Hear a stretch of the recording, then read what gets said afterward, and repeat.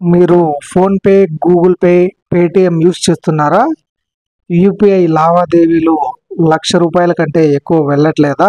అయితే ఇది మీకోసమే. ఇటీవల ఆర్బీఐ అయితే ఒక కీలక నిర్ణయం తీసుకునింది. ఏంటంటే 5,00,000 వరకు ఒకేసారి యూపీఐ పేమెంట్ అయితే చేయవచ్చని దానికైతే గ్రీన్ సిగ్నల్ ఇచ్చింది. తాజాగా ఎన్పిసిఐ కూడా, national payments corporation of India కూడా దీనికి గ్రీన్ సిగ్నల్ ఇవ్వడంతో సెప్టెంబర్ 15వ తేదీ నుంచి మీరైతే యూపీఐ ద్వారా రోజుకు 5,00,000 వరకు మీరు పేమెంట్స్ అయితే చేసుకునేదానికి ఉంది.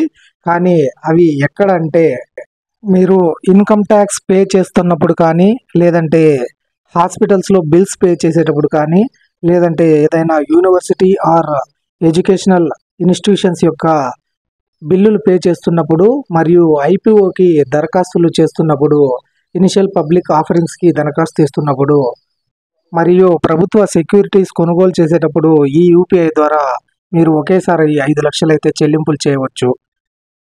కానీ పర్సన్ టు పర్సన్ సెండ్ చేసేటప్పుడు 5,00,000 అయితే సెండ్ చేయలేరు. ఓన్లీ 1,00,000 మాత్రమే సెండ్ చేసేదానికి అవుతుంది. దీని మీద కూడా ఆ లిమిట్ అనేది ఏమైనా ఎక్స్టెండ్ చేసే ఛాన్స్ ఉందా అనేది మనము దగ్గరలోనే వేచి చూడాల్సి ఉంది. ఇలాంటి మరిన్ని అప్డేట్స్ కోసం please subscribe to Venky tips and tricks.